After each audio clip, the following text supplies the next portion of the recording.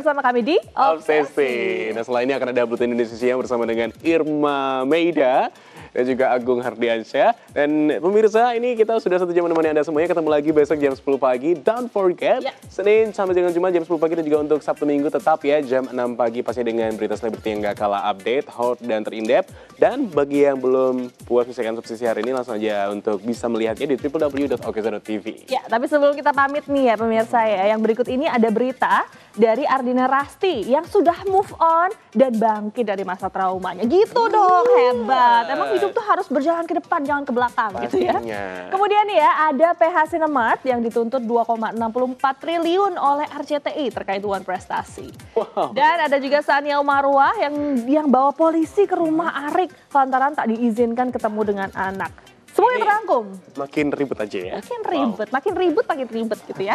Semua terangkum dalam Obsesi Update hari ini. Finally, saya Ovidian. Dan juga saya James Purba pamit. Salam Obsesi. Bye-bye.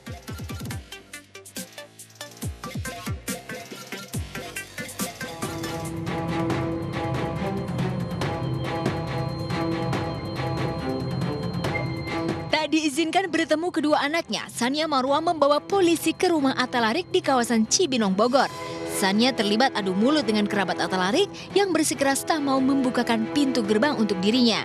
Hingga saat ini belum jelas apakah Atta Larik ada di rumah itu atau sedang syuting. Yang pasti beberapa hari menjelang sidang cerai kedua mereka, hubungan Sania dan Arik makin mendidih.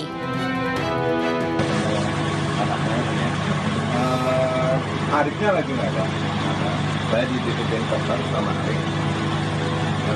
Nggak ada orang yang boleh ke rumahnya selama dia ada. Jadi kalau mau, saya di situ kata gue ingat, lu yang kabur, hati-hati. Siapa yang bilang kabur? Oh, lu yang Lu tahu terbuka. ceritanya nggak? Gua nggak perlu tahu ceritanya, gua juga Ya tahu. udah, Jangan ngomong bukti soal ya. cerita, kalau Cara cerita gua bye-bye tahu nggak banget. bisa. Cara bye-bye nggak bisa. Nggak bisa. Ya udah.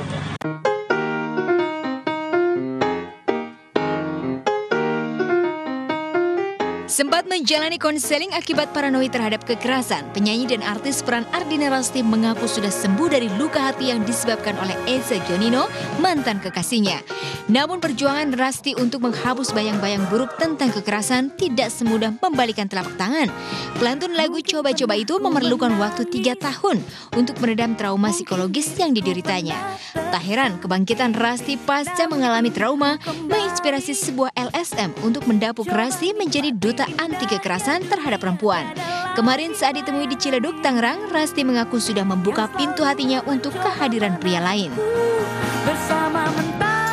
Di lubuk hati, pinginnya sih kayak kalau dari dekat langsung aja lah gitu. Jadi udah nggak usah lah pacaran lagi, udah langsung aja gitu. Karena aku ngeliat teman-teman aku juga banyak yang udah pacaran berapa tahun nggak jadi, total kayak 3 bulan klik langsung jadi gitu.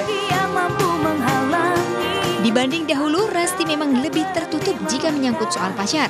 Wanita berusia 31 tahun ini lebih senang membicarakan karir barunya sebagai disc jockey alias DJ. Meski profesi DJ identik dengan kehidupan malam, Rasti tidak takut image-nya sebagai penyanyi dan artis peran akan ternoda oleh profesi barunya itu. DJ, terutama DJ perempuan itu image-nya nggak negatif, jadi nggak selalu DJ tuh pasti di klub malam-malam gitu kan, enggak gitu. Jadi malah dari kemarin aku nge-DJ tuh acara gathering, acara pernikahan, acara Car Free Day, acara pensi-pensi anak SMP SMA, jadi malah sehat kok kerjanya gitu.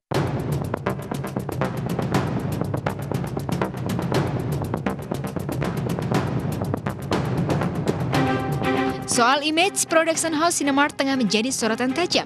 Pasalnya PH yang digawangi oleh Leo Sutanto itu dituding melakukan one prestasi terhadap RCTI karena pindah ke stasiun televisi swasta lainnya sebelum merampungkan kontrak-kontrak di stasiun televisi swasta tertua di Indonesia ini. Melalui Pengadilan Agama Jakarta Barat, RCTI menuntut ganti rugi sebesar 2,64 triliun rupiah kepada Leo dan Cinemark. Berdasarkan bukti-bukti dan keterangan saksi, Pengadilan Negeri Jakarta Barat menyatakan Leo dan Cinemark terbukti melakukan one prestasi dan harus membayar ganti rugi sebesar 2,64 triliun dan meminta maaf kepada pihak RCTI. Inti putusannya adalah menyatakan bahwa Leo Sutanto dan Cinemark telah melakukan one prestasi.